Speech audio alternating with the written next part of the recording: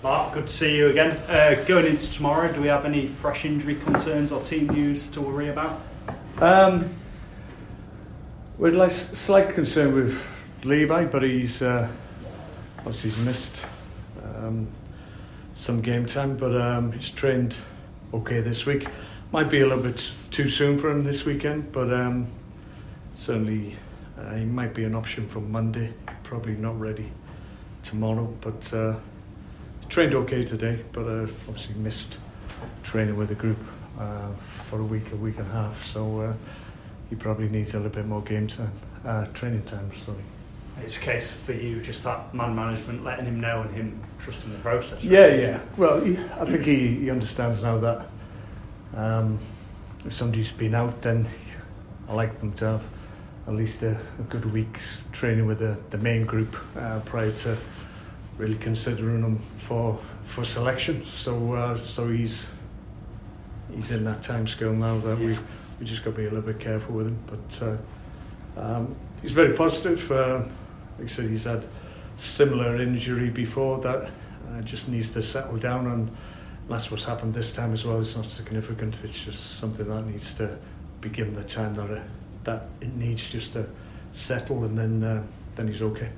Positivity must be a good thing for you, because like a lot of players here, and we keep talking about the contract situation, time's almost running out for some players to show you what they can do.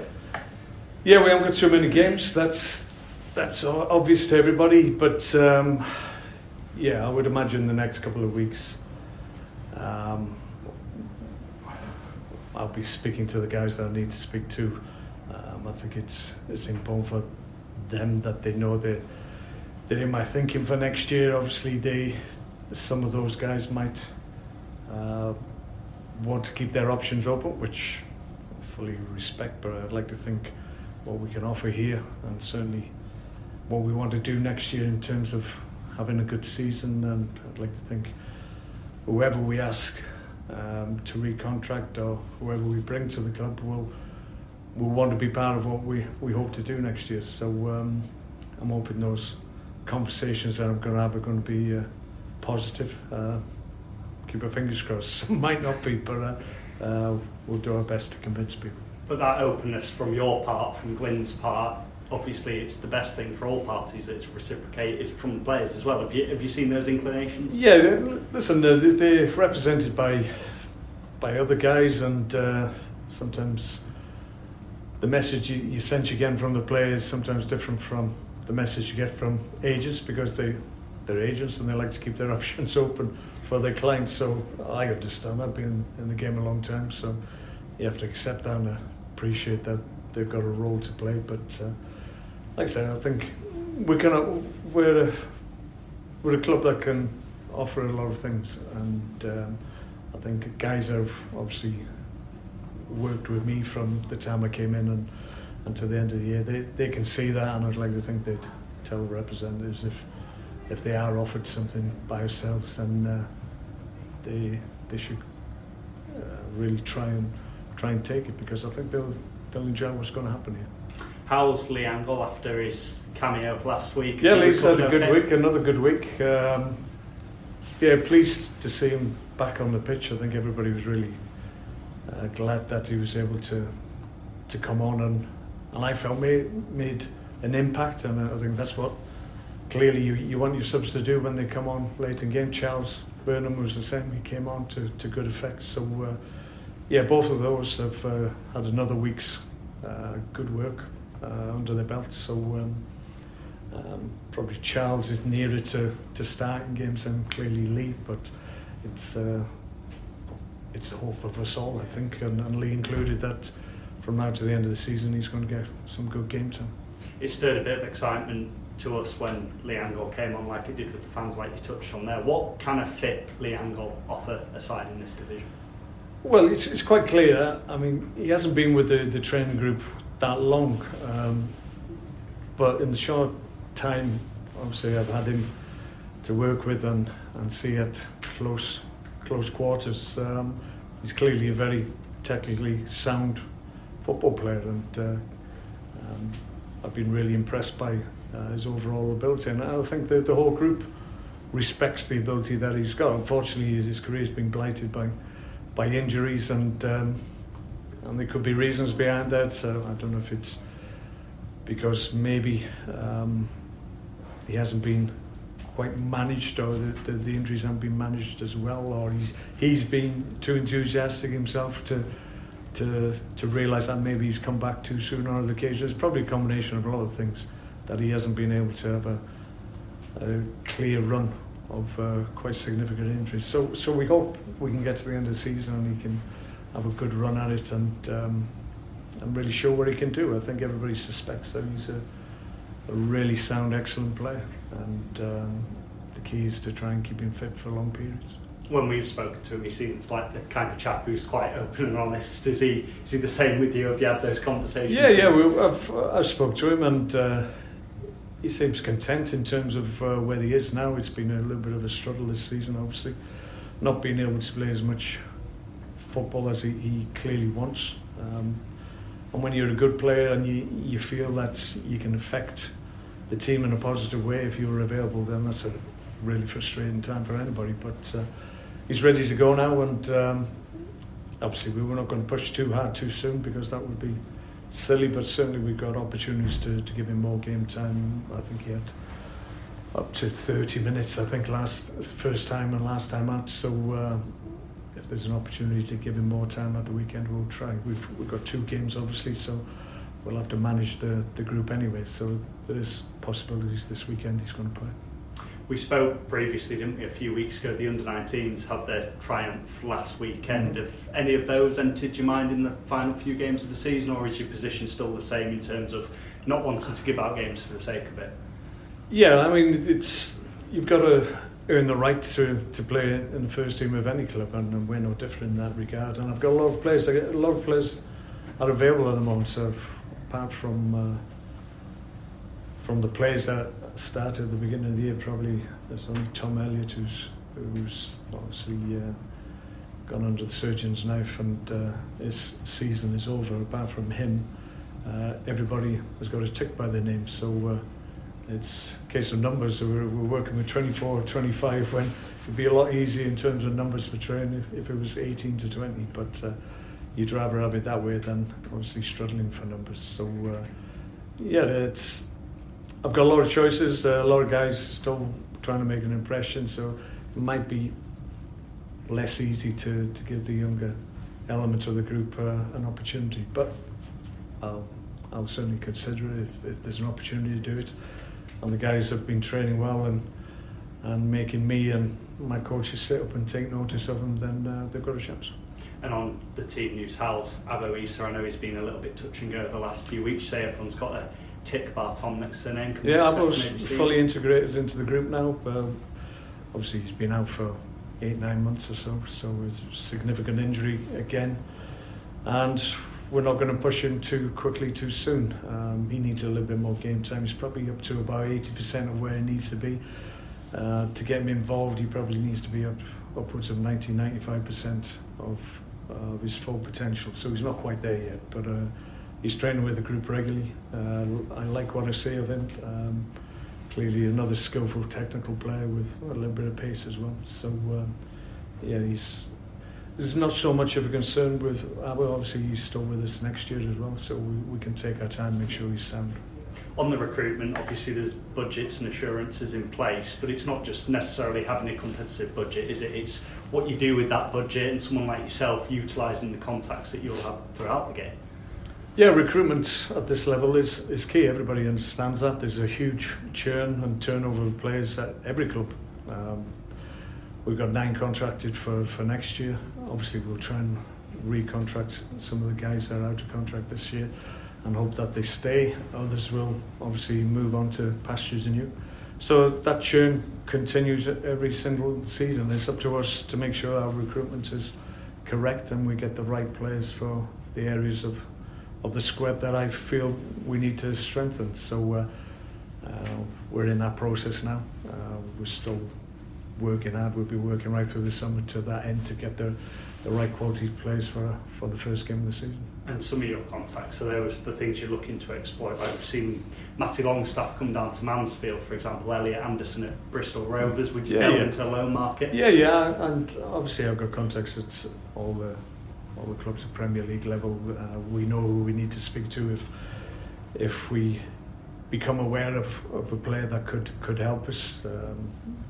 Obviously younger players coming into the League Two, sometimes you're a little bit concerned if they haven't been out on loan before, but certainly there's other good young players who have been out once or twice already and they understand they've been exposed to the league, so maybe that's a furrow we plough more than just plucking guys that haven't been exposed to it. But there's certainly good talent that we can tap into and hopefully utilise for next year. I just want to touch on the defensive side. 4 clean sheets in your last 6. There was only 5 the whole season before you arrived. Was that something you had aimed to improve, and if so, are you surprised how quickly that improvement's come?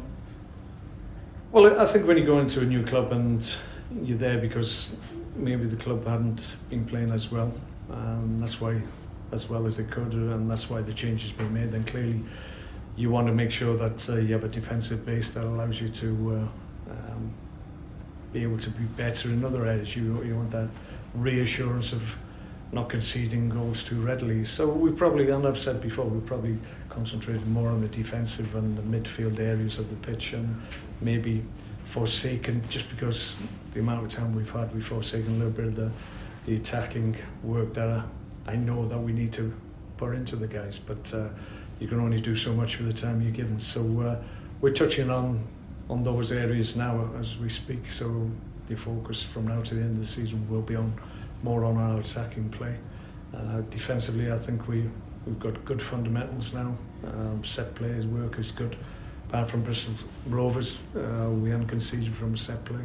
So we're doing a lot of good things defensively and improving every game, I feel. So I'm pleased with that, but there's always areas that you can improve on in all areas, and we'll continue to highlight things that maybe we need to do better in the future. Just looking ahead to tomorrow, obviously the monkey on our backs about this elusive home win, but you've said in the past, at times the performances have been there, the complete performance maybe not, but Tranmere tracing those playoffs, the pressure's on them, is now the perfect opportunity to put in that. Well, yeah. You know the teams coming here are going to have a go at you because it's significant, the fixture for them as well, and we played almost without fail teams above us in the league, so it hasn't been easy coming in and pitching up against these teams that are flying at the moment. But we're really looking forward to the game tomorrow. I thought we trained really well today, and there was good energy in our work, so we want to transfer that from obviously training at the stadium to playing at the stadium tomorrow. And I think against good opposition, I think that's what we need to really test ourselves and understand where we are in comparison. That gives me good information leading into next season. Yeah, I was going to say, what has it taught you about this group and this job coming up against all these promotion candidates? Well, yeah, I think it's given me an insight in terms of which way you can go. There's all different playing styles, different approaches that aren't stopping teams from being at the top end and competing, and that's interesting from my point of view, because there's no one way to skin a cat. There's a lot of different ways of playing in this league that are proving to be successful. The key from our point, hopefully next year, is that we marry the best elements of all the teams at the top end together in one playing strategy that will help us progress. Thanks for your time. No problem. Obviously, as you said, there's 2 games in quick succession. Do you have in mind who you'd like to be playing on Monday, given injuries and everything, or is that something you leave till after Friday's game? Yeah, in an ideal world, you'd like to be able to manage the group to a certain extent, but I think, if I'm honest, I'm probably just looking at the game immediately in front of us, which is obviously Tranmere tomorrow. We'll see how that goes. Clearly, you hope that there's no injuries, but given there's a quick turnaround, then we've got to be mindful of the load that players will be undertaking. So if I feel we need to be more energetic in certain areas just because maybe some of the guys have had a really hard game tomorrow, then we'll try and manage the working 11 or working 15 or so, or however many are involved, and we'll see where that takes us. But I think first and foremost we're just seeing where we are, or we'll see how we are after the game against Tranmere, and then we'll plan accordingly after that. And you said that you will use the loan market over summer next season. What do you actually feel about the loan market? Is it something that's fundamental to this level of football, or is it something that's just useful to use? No, I think you've got to tap into it. I think there's some good talent, clearly a talent that maybe in the future, maybe 18 months' time, a player that you bring from a top club may well be playing Premier League football in 18 months, 12 months' time, whatever it is, if they progress.